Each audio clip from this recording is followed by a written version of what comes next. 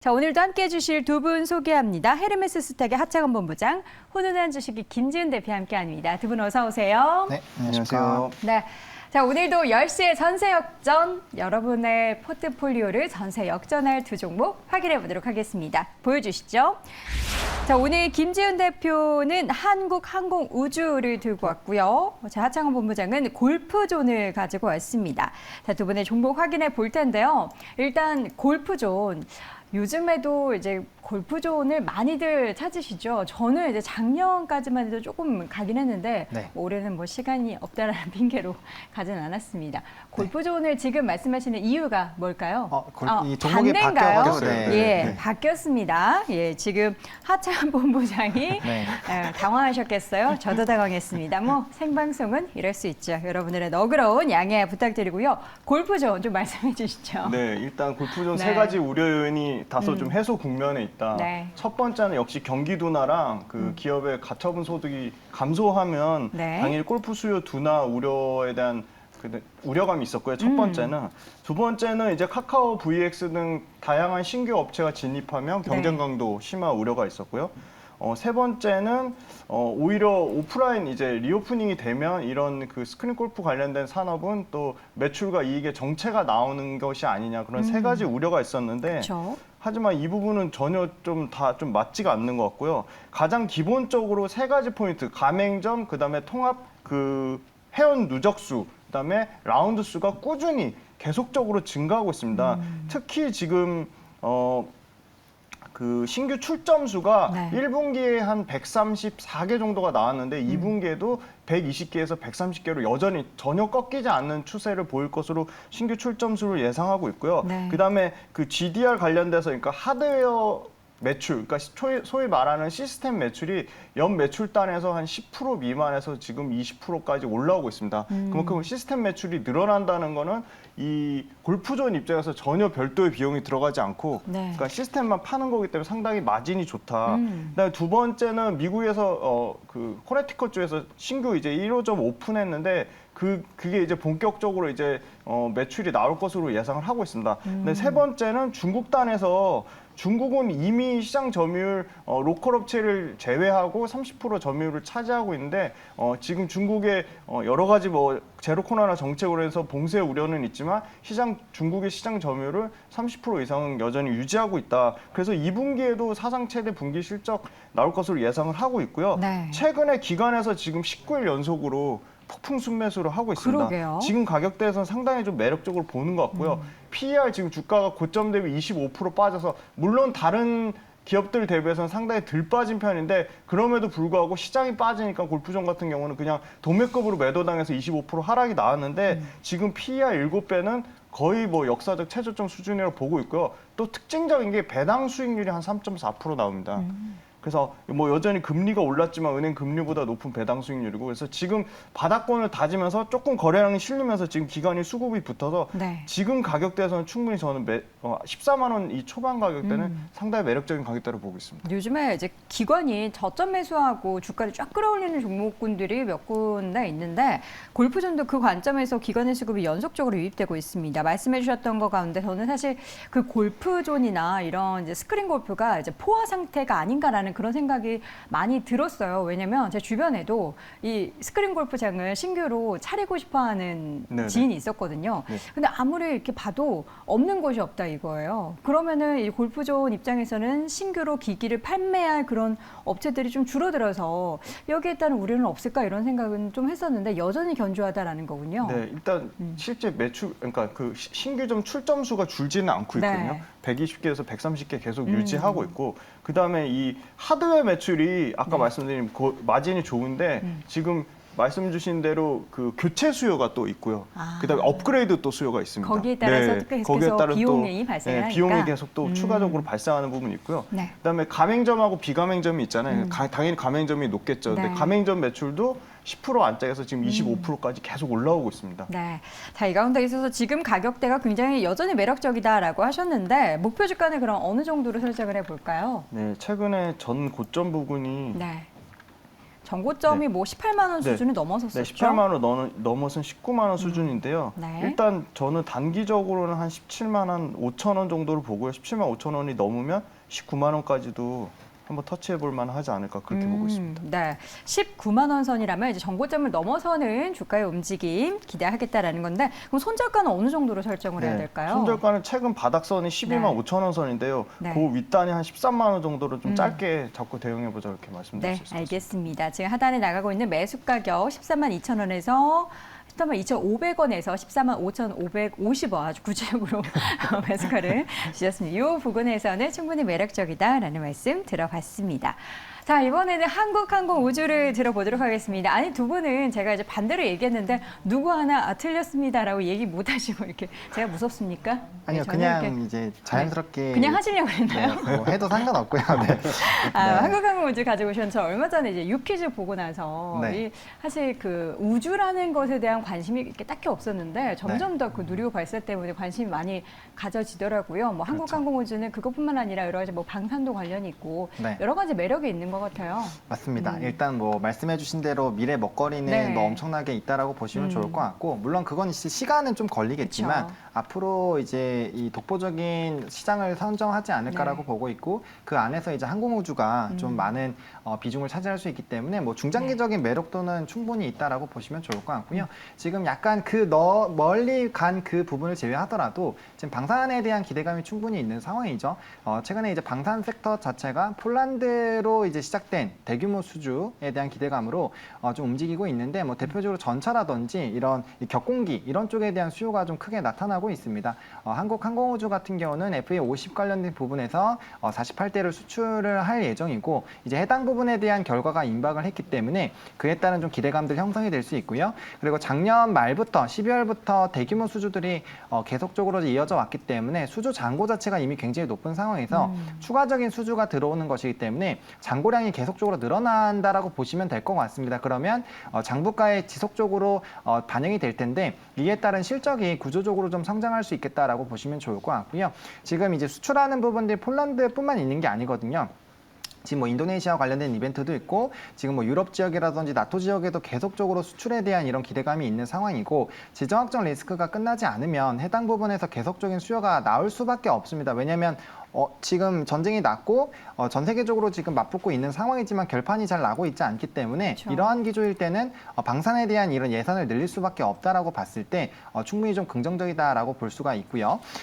그리고 이 방산 산업이 과거에는 내수에 굉장히 좀 치중이 됐는데 수출길이 활짝 열린 정도가 아니라 정말 그냥 문을 열었습니다. 그러다 보니까 이 앞으로의 시장 캐파 자체가 과거의 내수 시장에서 이 전 세계적으로 크게 확장이 됐고, 그 수요가 늘어날 수 있는 기판 자체가 마련이 되어 있기 때문에 해당 부분에서 굉장히 좀 긍정적이다라고 보시면 좋을 것 같습니다. 네. 그리고 뭐 완제기라든지 이런 매출에 대한 이런 판매량들을 좀 늘리려는 움직임들이 있고, 앞서 말씀해주신 이런 우주 관련된 이벤트도 있기 때문에 좀 기대해 보시면 좋을 것 같고, 네. 이 항공우주 같은 경우 뭐 UAM이라든지 이런 기타 테마와도 같이 엮일 수 있는 이벤트가 충분히 있는 종목이기 때문에 뭐 전방위적으로도 괜찮다, 실적도 좋고 모멘텀이나 앞으로 미래 먹거리 이런 전방위적인 부분에서 좀 좋다라고 말씀을 좀 드리도록 하겠습니다.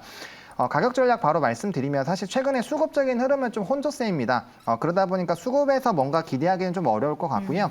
그래도 이제 이런 수주에 따른 실적 베이스로 갈 수 있기 때문에 네. 5만 1,000원부터 5만 3,000원까지 분할로 지금 이격이 약간 벌어져 있기 때문에 분할로 접근을 해보시면 좋을 것 같고요. 1차 목표가는 6만 원인데, 사실 월봉상으로 보면 과거 방산이 굉장히 좋았을 때 시세에 비해서는 아직도 위치에너지가 굉장히 낮습니다. 그래서 단기적으로 이번 달은 좀 조정이 나오는 흐름들이 있었지만 충분히 우상이 가능하다라고 보고 있고요. 중장기로 보면 7만 원에서 8만 원 사이 충분히 가능하니까 좀 지켜보시면 좋을 것 같고, 손절 라인 같은 경우는 44,500원으로 이전에 한번 상승이 나오고 조금 물량 소화했었던 그 가격대까지 만약에 깨지지 않는다라고 한다면 충분히 좀 끌고 가보셔도 괜찮은 종목이겠다라고 정리를 드려보도록 하겠습니다. 네. 작년 연말에 주가가 2만 원대였습니다. 뭐 이때 정말 절호의 찬스로 매수하셨던 분들은 뭐 올해 내내 시장 상황이 안 좋아도 한박 웃음을 지으셨을 것 같은데, 어쨌든 많이 올라와 있습니다. 많이 올라와 있는 상태에서 증권가의 목표 주가도 그렇게 높진 않아요. 7만 원 정도의 수준이 가장 높은 가격이었는데 하창범 부장님도 짧게는 이제 6만 원 선, 중장기적으로 봤을 때는 7만 원에서 8만 원 선 목표 주가를 제시해 주셨으니까요.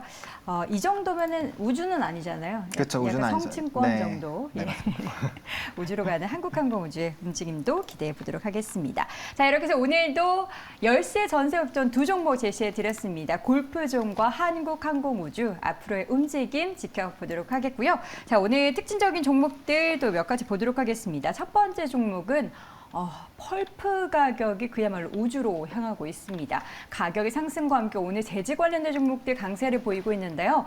자, 무림 페이퍼를 대표 종목으로 좀 확인을 해보도록 하겠습니다. 지금 8% 넘게 오르고 있고요. 재지주 가운데 신풍제재 주가가 무려 21%대 강세입니다. 국제 펄프가 $1,000 돌파 가운데 이 무림 페이퍼에 대한 두 분의 투자 의견 확인해 보겠습니다. 두 분 모두 X 의견을 주셨습니다. 일단 단기적으로 급등한 부담이 좀 있긴 한데 오늘 갭상승했습니다. 바닥권에서 갭상승한 종목. 김 대표님, X 의견을 주신 데는 이제 펄프 가격에 대해서 추가적인 상승을 보지 않으시는 건가요? 아니면은 이 정도의 뉴스의 움직임이 주가에 영향을 더 이상은 미치지 않을 것이다 쪽이신가요?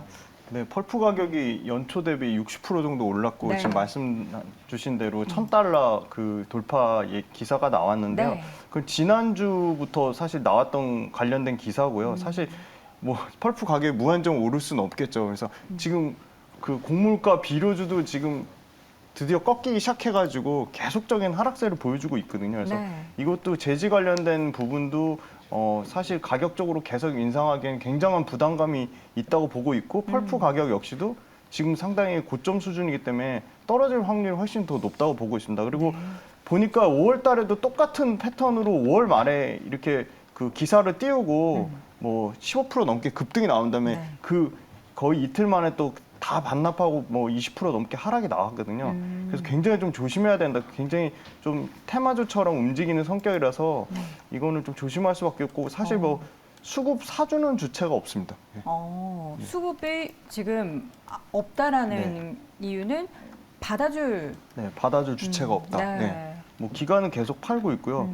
외국인이 뭐 샀다 팔았다 하는데 이거를 좀 의미 있는 수급이라 보기에는 조금 어려울 것 같습니다. 연속성이 좀 낮다. 이 펄프가 상승이 어제 오늘 이슈가 아니기 때문에 이에 따라서 이제 단기적으로 어쨌든 뭐 $1,000 돌파가 새로운 이슈는 아니다. 네네. 이 부분에 있어서 주가의 급등에 대해서 따라가긴 좀 위험하다. 네.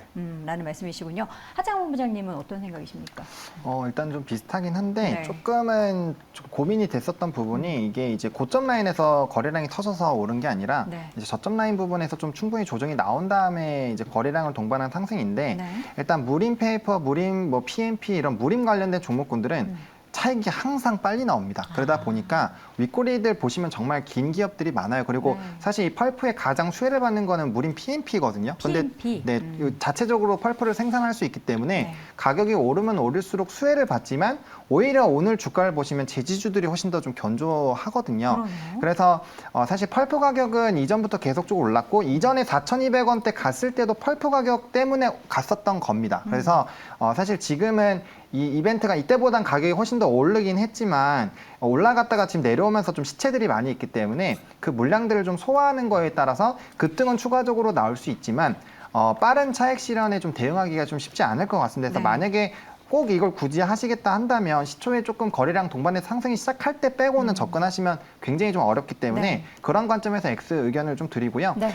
대신에 이제 제지주들은 조금 다르게 생각을 하셔야 되는 게 이런 가격 인상에 따른 수혜를 받고 있기도 하고요. 그다음에 코로나19 지금 테마로 순환매가 돌고 있는데 과거에 이제 끝이 포장이랑 제지 쪽이었거든요. 그래서 지금 코로나 확산세가 굉장히 좀 확대가 되고 있고 거리두기까지는 아니겠지만 그러한 관점에서 이제 자체적으로 방역을 한다라고 했을 때 배달료에 대한 뭐 부담감은 있지만 충분히 그런 수요가 또 늘어나면 단기적으로 또 시세가 분출될 수 있기 때문에 그러한 관점으로는 좀 접근이 가능할 수 있겠다라고 정리를 드려보도록 하겠습니다. 네, 알겠습니다. 자, 재지 관련된 종목들에 있어서의 급등은 지금 우리가 사실 따라가기에는 굉장히 좀 리스키한 부분이 있는 것 같습니다. 첫 번째, 급등하고 있는 재지주, 그 가운데 무림페이퍼 꼽아서 확인해 봤고요.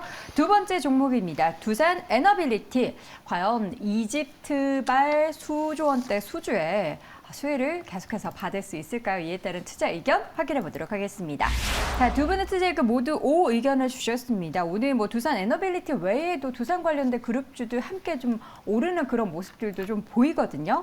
일단 수주에 대해서 긍정적으로 보시는데 이게 실질적으로 과연 매출에 연결될지가 궁금해요. 어떻습니까, 김 대표님? 이게 실질적인 이 수조 원대면 한 13조 네네네. 얘기 나오고 있죠. 네, 맞습니다. 지금 이게 다 이제 두산으로 꼽히는 건 아니잖아요. 네, 그건 아니라고 네. 보고 있고요. 그다음에 이제 수주를 받아도 계속적으로 말씀드린 이 플랜트나 이런 설비 관련돼서는 시차가 존재한다. 시차? 네, 소위 말하는 레깅 효과가 있는데요. 그게 보통 짧게는 1년에서 길게는 3년 정도 매출에 나눠서 반영이 되고요. 말씀 주신 대로 그 이집트 엘다바 원자력 발전소 수주 계약을 따내기 위한 막바지 단계에 돌입한 건 실제 수주를 딴 건 아니거든요. 근데 그것을 지금 주가에 지금 반영하는 것으로 보고 있고요. 하지만 상당히 기대감은 높은 것 같습니다. 지금 아랍에미리트 그 바라카 원전이 13년 만에 처음 나오는 부분이어서 상당히 기대감을 갖고 있고요. 네. 근데 이제 두산 같은 경우는 두산중공업은 지금 그 소위 말하는 그 설계는 미국의 뉴스케일사가 하고 일종의 이 원전의 파운드리화를 좀 하는 것 같아요. 시공을 위탁 한다. 제작 생산을 네. 우리가 하겠다. 왜냐하면 네. 이 복수기나 기타 보조 기기가 상당히 기술적인 진입 장벽이 있거든요. 만들 수 있는 업체가 상당히 제한적입니다. 그리고 기존에 있던 업체들이 M&A로 인수합병되거나 도태되는 경우가 많아가지고 지금 두산은 상당히 기술 진입 장벽을 갖고 있고 실제 원전 관련돼서도 2037년까지 꾸준히 연평균 성장률이 한 30% 넘게 나올 것으로 예상을 하고 있는데 이 두산이 기술적인 진입 장벽으로 실제 이 위탁 생산 관련된 점유율은 시장 점유율 한 20% 넘게 추정을 하고 있습니다. 그래서 이 원전 관련된 거는 계속 정부의 정책이 밀어주고 있기 때문에 계속적인 모멘텀을 받을 것을 보고 있고요. 근데 두산이 또 강점이 지금 최근에도 지금 지멘스 가맹사랑 그 풍력 관련된 굉장히 좋은 MOU를 맺었거든요. 그래서 이 해상 풍력 터빈 관련돼서도 국내 외에도 베트남 관련돼서도 수혜를 받을 것이다. 그래서 국내는 지금 굉장히 보수적으로 해상 풍력 터빈 시장을 20조 원 규모로 보고 있지만 네. 이 베트남 관련돼서는 지금 뭐 0.3기가와트에서 11기가와트, 2030년에는 18기가와트로 연평균 성장률 50% 넘게 올라가고 있어서 꼭 원전에 대한 부분만 있는 게 아니라 원전의 풍력까지 지금 신재생 에너지 관련된 모든 좀 모멘텀을 받는다는 점에서 좀 긍정적으로 보고 있습니다. 13년 만인 거죠. 네. 13조는 저의 바람이고요. 13년 만에 수조 원대. 이게 어느 정도 규모인지는 아직 확실하게 정해진 건 아니잖아요. 그렇기 때문에 우리가 뭐 이 바로 두산 에너빌리티의 실적이 매출이 어느 정도 오를 것이다라는 거는 알 수는 없지만 어쨌든 긍정적인 기대감은 있다라는 거잖아요. 그쵸. 건설주 오늘 전반적으로 오르는데 여기도 약간 일맥상통한 부분이 있는 건가요? 그런 거에도 뭐 영향을 아예 없다라고 네. 보기는 어렵죠. 왜냐하면 이제 또 그쪽 수주를 받는 게 뭐 원전 쪽에 연결이 될 수도 있기 때문에 기대감 자체가 없는 건 아니지만 네. 그 연결고리가 그렇게 강하다라고 보긴 좀 어렵습니다. 그래서 이 에너빌리티 같은 경우는 뭐 최근에 ESG 관련된 부분에서도 좀 부각이 되고 있고 뭐 탄소 배출이나 관련된 부분도 많이 좀 축소를 하고 있거든요. 그래서 해당 부분에서 좀 기대감이 있다라고 보시면 좋을 것 같고 뭐 말씀을 해주신 것처럼 국내에선 뭐 유니슨과 이제 두산 중공업 이제 전사죠. 그래서 그 부분에서 터빈 쪽이 좀 압도적인 점유율을 가지고 있고 뭐 제주도 월정리 가시면 두산 마크가 다 달려 있어요. 그래서 그런 부분들 좀 체크해 보실 수 있고 그래서 해당 기대감은 충분히 좀 있는 상황인데 좀 주가의 위치에 대한 이런 속도는 그렇게 빠르지는 못할 것 같습니다. 그래서 앞서 말씀해주신 것처럼 정책적인 이제 전환에서 이제 이 공약주에서 정책주로 바뀌는 시기가 그렇게 얼마 남지 않았는데 거기에서 본격적인 기대감이 좀 일으켜져야 그에 따른 좀 수급적인 흐름들이 좀 좋아지지 않을까라고 보고 있어서 일단은 단기 투자의 관점으로 보시기에는 지금 굳이 매수하실 필요는 없을 것 같고 제가 동그라미 의견을 드린 거는 이제 중기적인 중장기적으로 봤을 때는 지금부터 계속 모아가시는 거는 충분히 좀 긍정적이다라는 관점에서 동그라미 의견을 드렸다라고 정리를 드려보도록 하겠습니다. 네. 동그라미 하니까 갑자기 또 우영우가 생각나네요. 자, 어쨌든 두 분 모두 오 의견을 주셨습니다. 자, 이어서 세 번째 종목은 오늘 2차 전지 관련 종목들이 좀 부진합니다. 이 가운데 이제 에코프로 볼 텐데요. 에코프로 같은 경우에는 이제 물량에 대한 좀 부담감이 있습니다. 1,500억 규모의 시비 전환 청구 하루 앞두고 오늘장 하락세를 보이고 있는데 두 분의 투자 의견부터 먼저 확인해 보시죠. 자, 두 분 세모 의견을 모두 주셨습니다. 이게 또 긍정의 세모인지 부정의 세모인지 모르겠는데 김준 대표님, 이게 일단 1,500억 규모의 좀 수급 부담은 있는 거죠? 네네. 네. 말씀 주신 대로 지금 유상증자 출자액에서 1,500억 12 발행했는데요. 물론 이게 총 발행 주식 수로 치면은 네. 전체 주식이 한 11.2%니까 굉장히 큰 물량입니다. 그러네요. 그리고 전환 가액이 64,300원이니까요. 뭐 기관이 이거를 동시다발적으로 233만 주를 다 팔지는 않겠죠. 그쵸. 근데 이게 계속적으로 물량이 나올 경우에는 이제 내일부터 시작이 되니까 그 부담은 수급에 대한 부담은 분명히 있는 것 같습니다. 그리고 이제 에코프로 같은 경우는 에코프로 BM 자회사의 가치가 한 46% 반영되고 나머지 에코프로 HN의 47%, 그다음 비상장 자회사 중에 이 전구체를 제조하는 에코프로 머티리얼즈가 한 51%, 에코프로 이노베이션, 그러니까 수산화 리튬을 제조하는 이노베이션이 97%, 그다음 리사이클링하는 에코프로 CNG가 47%로 지주사 성격을 띠고 있어서 온전히 지금 다 그 수혜를 받는 게 아니거든요. 그래서 그런 지주사 성격을 당연히 밸류에이션 할인을 받는 건데 할인이 최근에 과도하게 받았다가 7월 초부터 굉장히 많이 주가가 올랐습니다. 올랐는데 아까 잠깐 하창원 본부장님 얘기했지만 그 LG 에너지 솔루션도 지금 그 락업 물량 6개월 네. 의무보호 흘리는 게 있거든요. 그래서 그게 전반적으로 다 2차 전지에 좀 악재로 좀 작용하지 않나. 하지만 이럴 때 만약에 상당 부분 조정이 나면 당연히 좋은 매수 기회라고 보고 있습니다. 네, 에코프로에 대한 수급 부담이 있기는 하지만 오히려 조정시 매수의 기회로 삼을 수 있다라는 부분. 그럼 우리가 이게 수급이 언제 안정될지는 사실 이게 언제까지 이 매물이 나오게 될지의 종착지를 알아야 되는데 네. 종착점을 우리가 알기 어렵잖아요. 지금 당장 그거를 다 알기는 어렵죠. 그쵸. 그래서 이제 분할 매수의 관점으로 전 긍정의 세모를 좀 드렸는데 네. 저는 2차 전지 항상 긍정적으로 말씀드립니다. 네, 성장을 할 수밖에 없고요. 네. 그다음 실적들 다 너무 좋아요. 그래서 오히려 이렇게 기회를 줄 때마다 저는 비중을 좀 확대를 하셔도 충분히 문제가 없지 않을까. 그리고 또 28일에 성일하이텍 상장이 되면서 네. 폐배터리 쪽이 부각이 되면 앞단이 이제 2차 전지나 이 전기차가 확대가 돼야 결국엔 폐배터리도 좋아질 수밖에 없기 때문에 그런 관점에서 봤을 때 분명 폐배터리가 슈팅이 나오면 2차 전지에 대한 이런 긍정적인 흐름들도 나올 거거든요. 그리고 LG에너지 솔루션도 뭐 이제 먼저 말씀을 해주셨는데 관련된 이벤트가 있어서 이제 전체적인 투심에 좀 영향을 줄 수가 있는데 네. 금일 같은 경우는 그런 오버행 이슈가 있음에도 불구하고 에너지 솔루션이 이제 이거래일지 좀 강한 흐름들이 나오다 보니까 지금 에코프로 같은 경우 좀 빠졌는데 많이 말아 올렸습니다. 뭐 LNF 같은 경우 양전했고요. 그래서 그런 관점에서 봤을 때 이게 단기적인 그런 수급 이벤트가 발생할 수 있는 불확실성 때문에 주가가 빠지고 있다. 그래서 오히려 그러한 이제 자금적인 여력이 있고 이 섹터를 좀 중장기로 끌고 가보실 의향이 있으신 분들 같은 경우는 오히려 이렇게 좀 조정이 나올 때 매수를 하시면 좋을 것 같고 상승하기 시작할 때는 이 섹터는 잡기가 어렵습니다. 왜냐하면 성장 자체가 누구나 다 그려져 있는 섹터이기 때문에 조정이 나오기가 좀 쉽지가 않습니다. 그래서 좀 이러한 단기적인 악재들이 있을 때 빠르게 조금씩 네. 물량을 모아가시는 전략 해보시면 좋겠다라는 관점에서 세모 의견 드렸습니다. 네, 두 분 모두 이 수급에 대한 부담감으로 주가를 흘러내리기는 하겠지만 오히려 신규 접근 관점에서는 분할 매수의 기회가 될 수 있다라는 의견 주셨으니까요.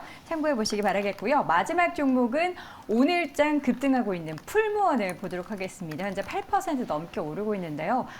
시장에서는 적자 축소, 해외 실적에 대한 턴어라운드 기대하고 있습니다. 이에 따라서 주가는 오늘 폭발적인 바닥권에서의 상승 8.5% 오름세 보이면 13,350원대 주가의 강세 보이고 있습니다.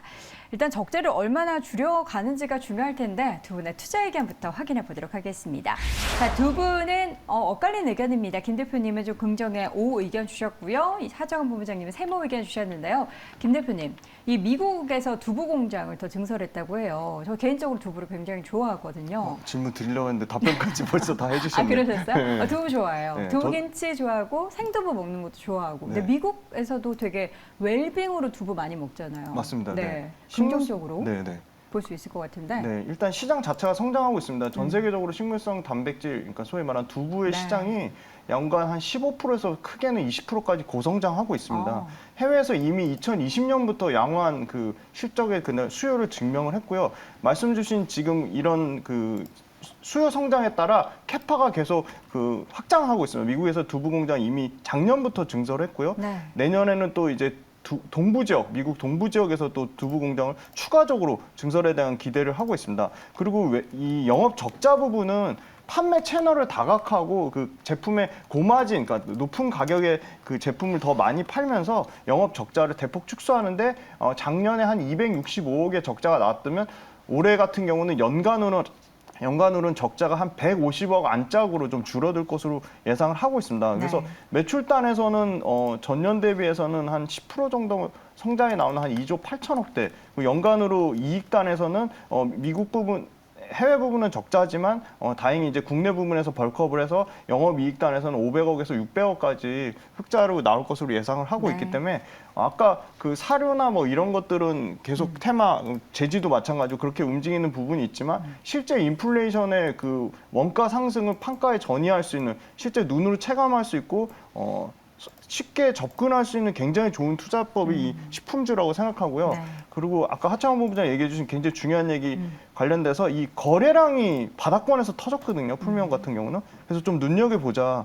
저점 대비 최저점 11,300원 대비 한 15% 정도밖에 오르지 않은 가격대에서 지금 거래량이 터졌거든요. 네. 풀무원이 원래 거의 거래가 잘 안 되는 어. 식품주 중 하나인데 네. 지금 이 바닥권에서 거래량 터졌다는 건 좀 굉장히 의미 있게 보고 있습니다. 네. 자, 풀무원에 대한 하창원 본부장님의 의견은 세모인데 뭔가 확인을 하나 더 해야 된다라는 그런 관점이실지. 네. 두부 안 좋아하세요? 좋아합니다. 두부면 파스타도 좋아하고 하는데, 네. 전 두부는 별로 안. 아, 안 그래요? 시켜요. 두부면, 네. 네. 다이어트 겸 해서 좀 좋아하는데, 네. 그러니까 그거는 좋아요. 그러니까 바닥권에서 거래량이 터지고, 그 다음에 이제 긍정적인 사업 효과 이런 것들 다 네. 좋은데, 일단은 이 회사의 이 매출 비중을 좀 보시게 되면은 네. 내수가 너무 많습니다. 그러니까 내수에 대한 이런 부분들이 너무 많은데 수출이 그렇게 많지가 않아요. 근데 지금 식음료 쪽에서 문제가 되는 거는 환율 상승에 따른 부담감이거든요. 네. 근데 물론 이 풀무원도 그에 따른 대비를 좀 하고 있겠지만 내수 시장에 너무 치중이 되어 있고 이 시장 자체는 굉장히 좀 한정적입니다. 그러면 해외에서 얼마나 가시화가 나오는지가 중요한데 해당 부분에 대한 이제 과거의 수출에 대한 이런 데이터를 보시면 아시겠지만 데이터 자체가 굉장히 적거나 없습니다. 그러다 네. 보니까 해당 부분이 얼마나 성장할 수 있는지에 대한 일단 물음표가 있기 때문에 그것들을 좀 확인해 보실 필요가 있지 않을까라고 보고 있고요. 지금 음식료 관련된 종목군들이 이런 달러 강세에 따른 부담감으로 수입에 대한 이런 부담감이 있는 상황이거든요. 그래서 농산물이나 이런 가격대가 많이 안정이 됐지만 오히려 그때 가격이 높았을 때보다 더 비용을 많이 드는 일들이 발생되면서 수익성 악화에 대한 부담감이 좀 있거든요. 그래서 그런 부분들까지 좀 체크를 해보시자라는 관점에서 일단 세무 의견을 좀 드렸다라고 정리를 드려보도록 하겠습니다. 네, 알겠습니다. 이렇게 해서 오늘 장 급등하고 있는 풀무원에 대한 의견까지 확인해봤습니다. 자, 오늘 이 시각 헤르메스 스탁의 하창원 본부장, 훈훈한 주식 김지은 대표 두 분 함께했습니다. 고맙습니다. 감사합니다.